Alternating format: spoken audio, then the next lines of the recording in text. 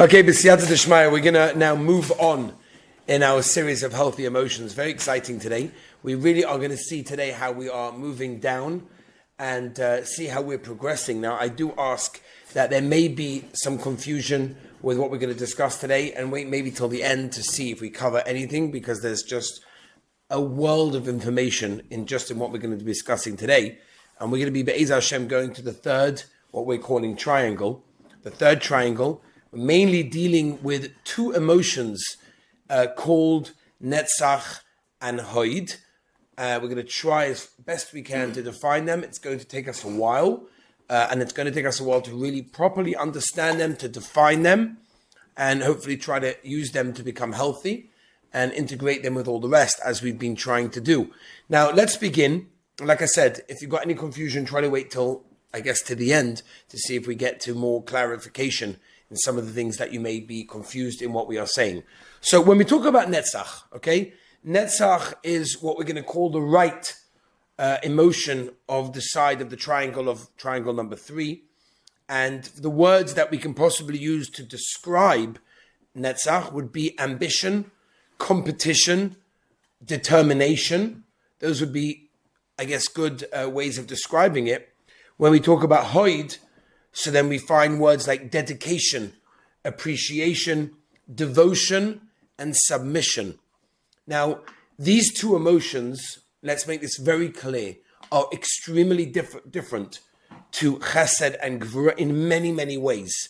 Okay, Chesed and Gvura, for example, love, or love and discipline, as we pretty much described it as, are very two different emotions. There's Chesed on all the way on one end, and there's Gvura all the way on the other end. And we define them as being totally different. One is love and one is discipline. You can't get more opposite almost than that. A person can also almost be totally left or totally right. Obviously, the challenge, as we mentioned previously, is to bring them together and integrate them together, which we spoke about. But there's no question about it. Chesed and Gvura are totally different emotions. That either you're a right person or you're a left person. It's irrelevant. You can't get them mixed up, so to speak. Yes, we need to integrate them, we need to use them together, but they're very, very different. When it comes to Netzach and Hoid, they're almost two sides of the same coin. Almost two sides of the same coin. They are extremely similar. Maybe we'll explain like this. It's a nice explanation that if Chesed and Gvura are the hands of the person, and we said that every one of the emotions has a representation by the human body, and we explained that the two sides of the hands, the right hand and the left hand, are represented by the Chesed and Gvura. So then Netzach and Hoid would be represented by the legs of a person. And if you think about what we just said a moment ago, it makes a lot of sense, because the left and the right hands of a person don't always work together. You can sometimes use your right hand and your left hand is doing nothing, or vice versa. You don't have to, you can also, but you don't have to be using them all together in that case, right? They can function separately, right? So it makes sense. One is used without the other, but when it comes to legs, it's quite rare, it can happen, but it's quite rare that one is being used independently. Generally, legs are used together. So generally, legs are used together, they work together, and Netzach and Hoid represent the two legs. Then it makes sense that it's totally different to Chesed and Gvura, because they're working together, as opposed to Chesed and Gvura that can work independently. Because Netzach and Hoid almost always work together. And that's why it's so difficult to try and even explain the difference between Netzach and Hoid, because they're always working together, almost always. That's the difficulty that we're going to have, which is why it's almost hard to even tell Netzach and Hoid separately. Like Chesed and Gvura, we can always figure out, are we a Chesed guy, are we a Gvura guy? Netzach and Hoid are very difficult to try and tell them apart, because we have to study, what we have to basically figure out is how they work together. That's what we're going to have to figure out. How they work together and what they accomplish when they work together. That's really what we're going to do over here today. Now, in order to do this, what we're going to have to do is we're going to have to take a step back in a very, very crucial part of this series and take a look at the differences between the three triangles that we started with all the way in the beginning in share number 1, if I remember correctly. And let's go through them quickly, and let's understand them, let's define them, and then we'll move back to what we're dealing with today. So we've got the first triangle is the intellectual triangle. right? The intellectual triangle, we'll get to details in a moment. The second triangle is the emotional triangle. We've been dealing with that until now. And then we've got now the third triangle, which is the functional triangle. Now, just like you have people that are more right or more left, so too you have people that are placed more in one triangle than the other triangle. Okay? In other words, you'll have people that are more triangle number 1 or triangle number 2 or triangle number 3, which again, we're going to define in a moment. For example, you can have a person who's a right person, he's very right-rooted, but in the first triangle, in intellect. And intellectually, he's very right-rooted, right? A person can be very right emotionally, but at the end of the day, he can also be right functionally as well. So not all people are right in the same triangle. People are more rooted in one triangle than another triangle. And we have to develop this. This is like crucial to understand the process of what we're doing. Every experience that we go through, every relationship that we have on all levels, they are made up of 3 parts. So every relationship and every experience that we experience in this world will be made up of the following 3 parts. Number 1, there's an intellectual part to it. That means we first start, that's why it's the beginning, it's the first triangle, that's why it's the head, and many other rayas as well. We first start processing information. That's what we do. In other words, the facts. You meet someone. Is he a good person? Is he a nice person? Should I get involved in him? These are decisions that are made on an intellectual level. It's the first triangle, right? Should we engage? Should we not engage? This is triangle number 1. That's an intellectual way of greeting every experience and every single relationship. When we are greeted with an experience, do we like it? Do we not like it? Those are all things that are decisions that are made in triangle number 1 on an intellectual way. And then you have number 2. The second part to every relationship or experience is the emotions. And that's the feelings, meaning the feelings of excitement, of love, of passion, of attraction, rejection, whether it's good feeling, a bad feeling. That's the second part in every experience and every emotion and every relationship that we have.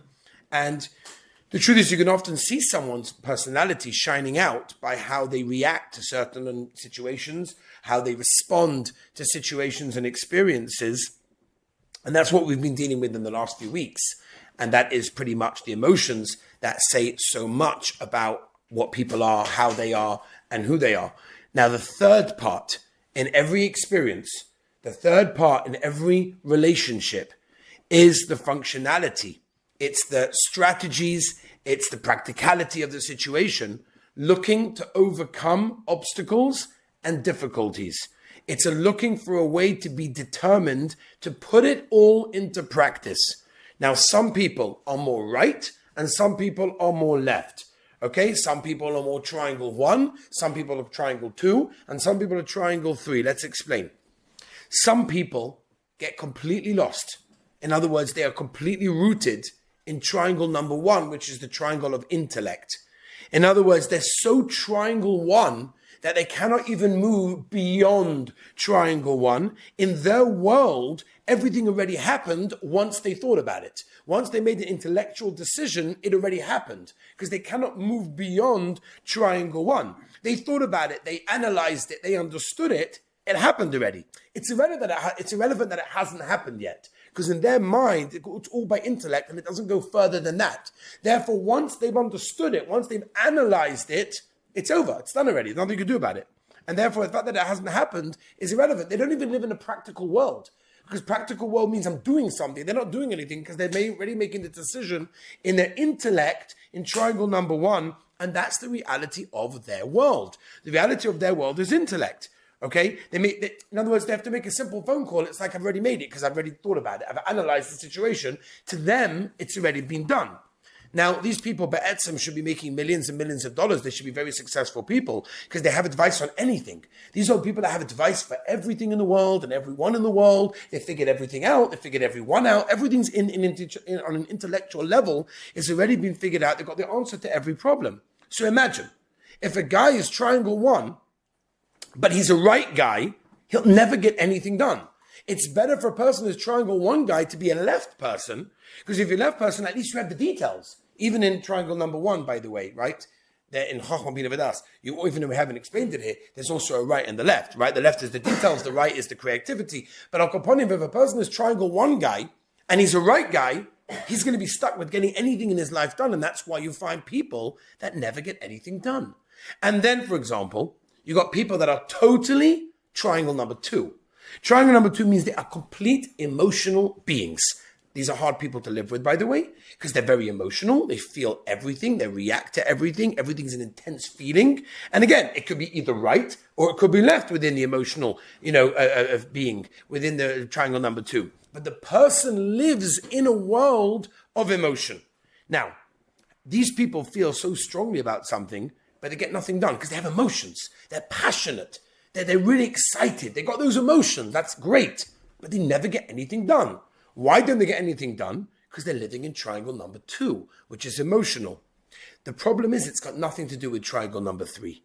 In other words, for example, let's say they have a very important form that they have to fill in for one of their kids or for their job or whatever it may be. It's a very important form. It needs to be filled in, right? It's very, very important. It's sitting on their table for weeks and it hasn't been filled in. And you wonder to yourself, I don't understand. You know it's important. You know it needs to be filled in. Like, what's the problem? You can't be bothered, you're lazy, whatever it is. We know we have to do it, but it doesn't happen. If we experience those feelings, then either it's because, number one, intellectually we've thought about it, we've analyzed it, we've come to a decision, so ki'ilu it's happened already, because we only live in triangle number one, or we're a triangle number two person, which means it's all emotional and everything, but we don't actually practically get anything done, which is very, very hard. And then you've got people that live in triangle number three. Triangle number three is the strategies, the following up triangle.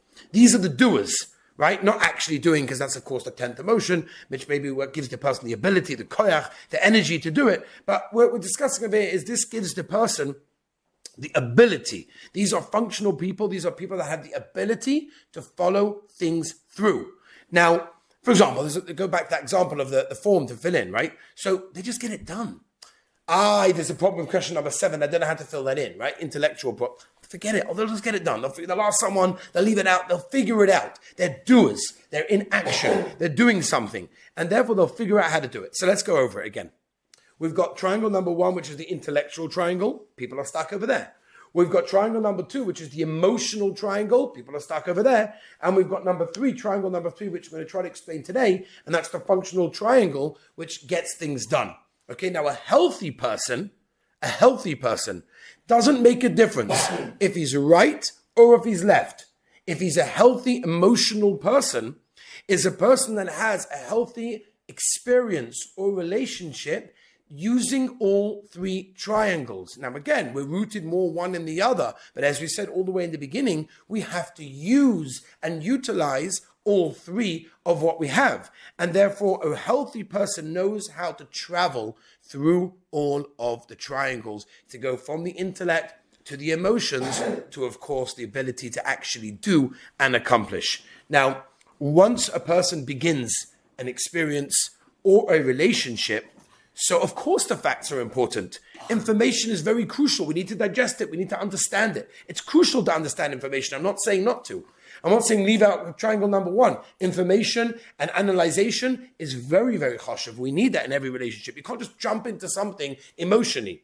People that jump into things, as we hear stories of people getting married and dating and workmates and partnerships and all sorts of issues, they jump into things with their emotions. Emotionally, they feel connected. So when a person jumps into something with only emotions, without information, without analyzation, triangle number 1, they're going to jump out very, very quickly.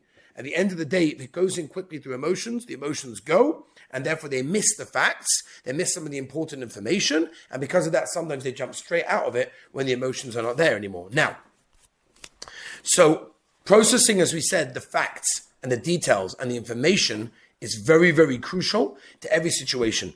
To train ourselves, to think about things, to process the information first will help tremendously. Right? It'll help us be objective, for example, in so many things that happen to us and the people that we meet and the situations that we come across and the decisions that we make. We have to process the information.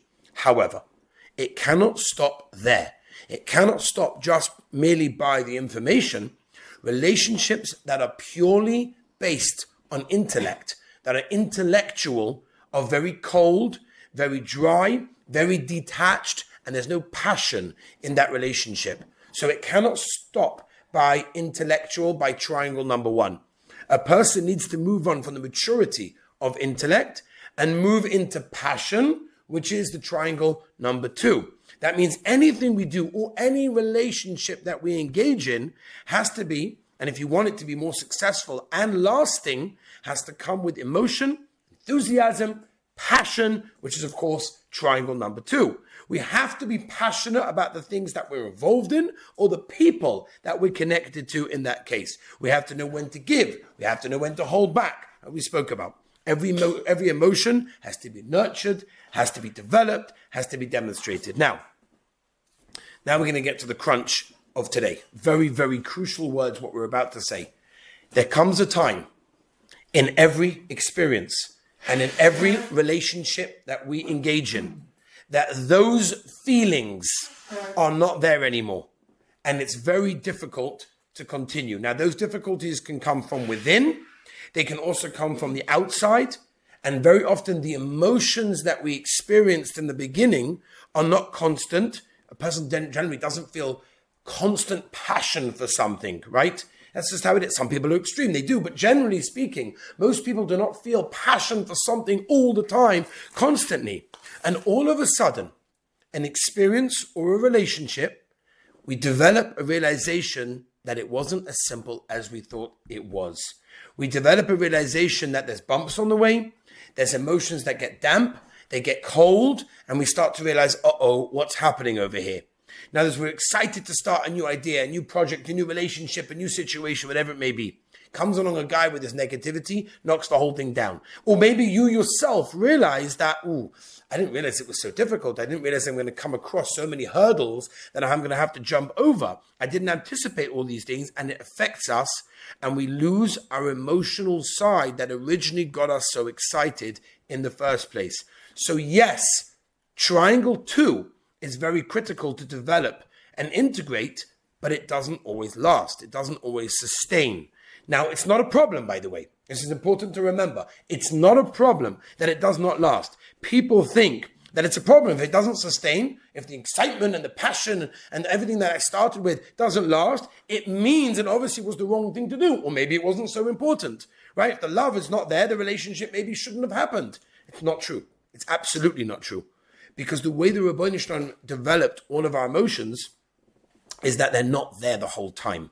In fact, this is crucial because, listen carefully, it's crucial because when they disappear and we are able to take the experience at this moment to a new level, that's a new commitment that we never had before. Again, that means once the emotion is no longer there, now we have the opportunity to take the relationship or experience that we're in to a brand new level of commitment that we never had before. And that's the third triangle.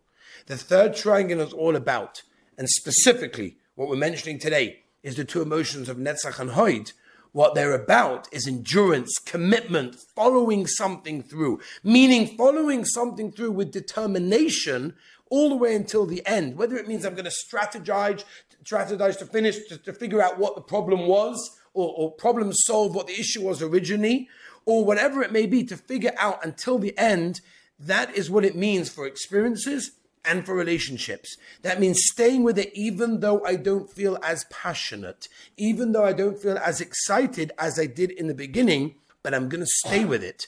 Now, what this does, by the way, is bring a whole new level of commitment to the experience, to the event, or to the relationship that you never had before. For example, take a simple idea, getting up in the morning, right? It's difficult, it's cold outside. I know I need to get up. There's no shaila. I need to get up. Not a question whatsoever.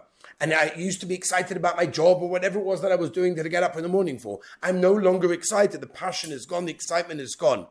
What's going to get me out of bed? What's going to get me to continue this experience, the situation that I'm in, that the passion, the excitement, the emotions that got me excited originally that are no longer there, what's going to make me continue is the third triangle. Because now I'm going to show my level of commitment by developing my character in a brand new way, which completely shapes my character into a much higher level. right? You hear a great shmooze. It was Elul or a great Emunah shmooze that you heard this morning, whatever it may be. You're like, wow, this is amazing. I need to have more Emunah in Hashem. I need to change myself. I need to work on Shmiras Einayim and I have to work on Shmiras HaLashon. All of these wonderful things. We hear a great shmooze and we want to do it. Intellectually, it works. And emotionally, second triangle, we're there also. We're excited, we're passionate about it.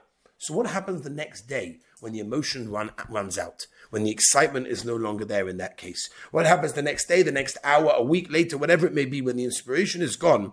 The most crucial thing we can do in every experience of our lives and every relationships that we go to and we get involved in is the ability to follow things through, even when the passion, when the excitement is gone in that case. And by the way, it applies not only with getting up in the morning for work or anything like that. It applies to anything in Ruchnius as well. When a person is in davening, when a person is learning. How many times have we heard so many times, right? I've heard this countless times.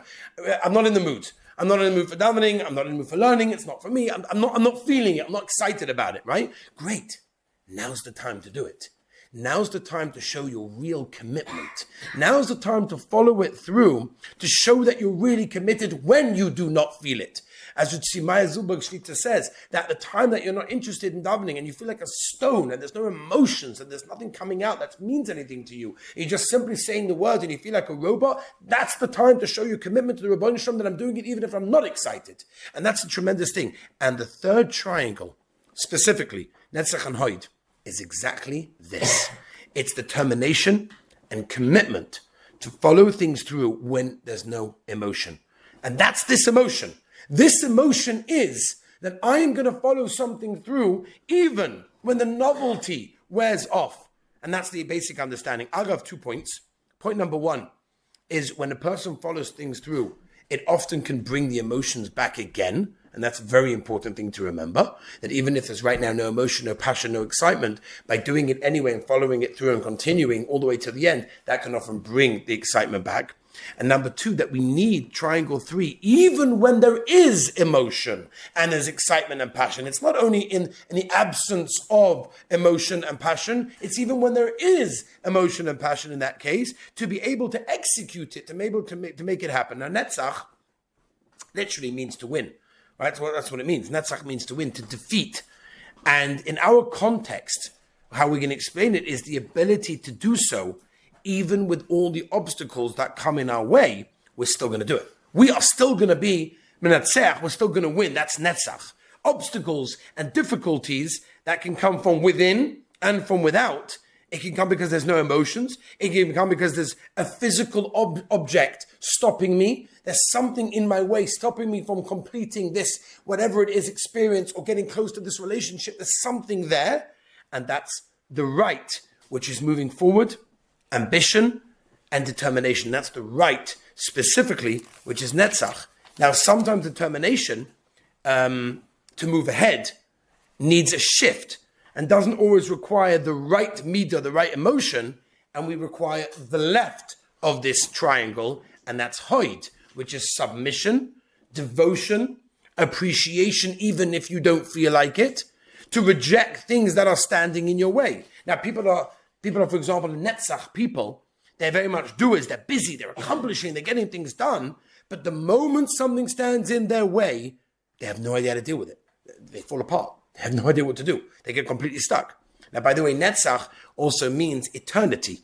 The Pasuk in Nach that describes Klal Yisrael existing forever is Netzach Yisrael. Right? Netzach Yisrael fits in very much to what we're explaining. It's the ability to keep on going, and Netzach is in fact more deeply rooted, by the way, than Chesed and Gvura, which is why when the Pasuk in Novi describes Klal Yisrael, it doesn't use Chesed and Gvura, it uses Netzach. Because Netzach is eternity, it's the Gvura, it's continuing even when things get difficult and fighting those obstacles from within and from without. And therefore, Klal Yisrael is described as Netzach, which means, Kabbalistically, it's much more heavily rooted than Chesed and Gvura in a person's emotions when he uses it. Now, again, it's very difficult, as I said before, to know the difference between Netzach and Hoid, right? But Lemaisa, they are very different, because both concepts, I guess the Tzad HaShava, the common denominator between Netzach and Hoid, is the ability to follow something through. They're just different ways of getting the job done, even when there's no emotion. Now, remember, we said all the way in the beginning that just like there are emotions, that can be positive. There are also emotions, the same emotion, that can also have a negative effect and can be used in a negative way. So the negative symptoms of Netzach and Hod is stubbornness, for example, right? It's a very bad outcome of Netzach, right? A person is determined to follow something through. He'll follow something through even if it makes no sense, even if he's destroying himself and all those people around him, because I need to finish this through. That's Netzach, but it's a negative version of Netzach, which has to be watched. Now, ambition is a wonderful thing. We need ambition, right? Very important. The Maral in Pirkei Avos talks all about ambition. By the Mishnah, where it says that kinev taiva v'koved mitzinas ha'adam and ha'olam, the Maral goes crazy with how a person needs kinev taiva and koved. Otherwise, no yid will get anywhere. Ambition is very, very important, but it can be terrible. It can lead to a person rejecting other people, put down other people by the lack of sensitivity that we have to others around us. That can be very, very negative. So negative Hod, right? Hod is on the left, is submission. People submit, to authority to the point that it's negative even for themselves, right? A person can be a victim of control by someone else just because he submits, and that can cause a tremendous destructive relationships, a bad experience. People are determined to keep this relationship alive and submit themselves even when it's terrible for them. You hear of marriages that are going through terrible things, but they just keep on going, and you wonder, why? Why you keep on going? That's because this midah of Hod. I need to keep on going. I need to keep on going. I'm going to submit myself. It's a very, very negative trait within the trait of Hod. So, Avada, every emotion is good, but it needs to be channeled. Remember, not squashed. It needs to be channeled in the right way. Every energy is good. It needs to be taken in the positive context, right? So, for example, if you have a child, or you have a spouse, or a workmate, a boss, or anyone that's very, very stubborn, it can be used in amazing ways. They can be able to finish projects. They can do crazy things with it. But they can also use it in the wrong way, and therefore it needs to be channeled and not squashed in that case. It needs to be expressed. If you see someone or know someone, or you within yourself recognize that you have this stubbornness, then you have the midah of Hod within you, which is a beautiful midah, and you have the ability of triangle number 3 to carry things through. But make sure you use it and channel it in a positive way in that case. And of course, remember to incorporate all of the other midas, right? Remember, it has to come together with chesed, it has to come together with gvura. As we mentioned, the 49 days, the 49 midas, everything incorporates each other. So it's very important to also be compassionate together with Hod, together with Netzach. Everything needs everything mixed up together with it. So we have to integrate into the other triangle of number 1, intellect, to make it, it has to make sense. We have to integrate number 2, triangle number 2, which is to let other people in. This idea of emotions, and this maybe we can describe as emotion number 4 or emotion number 5, or if you want to count the first 3, 7 and 8. These Netzach and Hod are crucial for any human development, because very often in life, and we all recognize times in our own lives, and there'll be many more times that will come up, that we'll do something, whether it's a relationship or an experience, where the passion, the excitement does wear off. And if that's the case, we need and we have to be able to finish things through, to continue the relationship. Again, when it's healthy, when it's in the right place, when it's got all the other midas, of course, it's very, very important to develop this idea. Now, I'll give you an idea from the Torah, and maybe we'll try to end from over there. In Bereshis, we have the famous story of Yaakov fighting with the Sar Shel Esav, right? The Malach of Esav, which of course, after he comes back from Lavan, he meets Esav, the Malach of Esav, and the Torah tells us that this Malach of Esav, the Sar Shel Esav, was fighting Yaakov a whole night. They were fighting each other backwards and forwards, and the Sar Shel Esav, this Malach of Esav, could not get Yaakov. He couldn't do anything. At the end of the night, the only thing he was matzliach, he is successful to do, was to damage Yaakov Avinu in his thigh. And because of that, the Torah tells us quite clearly, because of that, we're not allowed to eat the Gid HaNosha. Okay, now this struggle between Yaakov and the Malach of Esav, but intrinsically it's Yaakov and Esav, wasn't something that just happened on that night when Yaakov happened to meet him, but it's obviously the constant struggle that Klal Yisrael go through, and it represents the evil, it represents negativity, opposition. That's the Sar Shel Esav, represents that. Yaakov, on the other hand, represents Klal Yisrael, represents Kedusha. Now they struggled all night, which obviously means that was the struggle between evil and good, between Tov and Ra, right? And that was the birth, of course, of anti-Semitism. All night, the Sar Shel Esav, the Malach of Esav, was unable to get Yaakov Avinu. At the end, all he could do was damage his thigh. Now, what's this got to do with us? What's the connection to what we're learning? Where does a person fall the most? Where does a person manage to fall more than anywhere else, it's in this triangle. It's in the third triangle. If a person is passionate about something, as long as the passion, the excitement is still there, it will work, it will happen, he'll figure it out, right? It's very hard to injure a person. The Malach was fighting with Yaakov all night. He couldn't get him. You know why? Because Yaakov Avinu represented holiness, passion, excitement, connection to Hashem. So therefore he couldn't get him because it was strong. In the end, the Malach was trying to figure out how to get Klal Yisrael. Yaakov Avinu, of course, represented as our father of Klal Yisrael. So the Malach was trying to figure out how can I get Klal Yisrael, how to damage us. And he realized the following. He looked forward into history at a time where there'll be no second triangle, where the emotions are gone and the passion of Yiddishkeit is often gone. And people are relying on their legs. They're relying on the third triangle, the Netzach and the Hoid. And the thigh represents Netzach and Hoid. And that's where the Sash and Esav injured Yaakov Avinu, because that's where people fall the most. So often we are excited by things, relationships and experiencing. The hardest things is to keep with it, to keep that determination, to keep that commitment. And that's why we have the mitzvah of Gidanosha Ad Hayoim Hazeh as a reminder that the third triangle, Netzach and Hoid, endurance, determination, we have to have even when the second triangle of excitement and emotion is gone, it's brought down. As I mentioned, that Netzach is much more strongly rooted than the others because the strength of a human being is much more in the functionality of the human being than every other emotion that we've mentioned, because when we can follow something through, even when there's no emotion, and it means that we are strongly connected to that thing, whether it's a marriage, a relationship, work, Yiddishkeit, mitzvahs, Torah, whatever it is, when we can follow things through, when the excitement is gone, it shows we're really committed. And therefore we become stronger human beings, we become healthier human beings, and therefore we have to figure out how to be able to follow things through to overcome the obstacles. In Mitzvah Hashem, next time we're going to go to Yesod and Malchus. Shkoyach.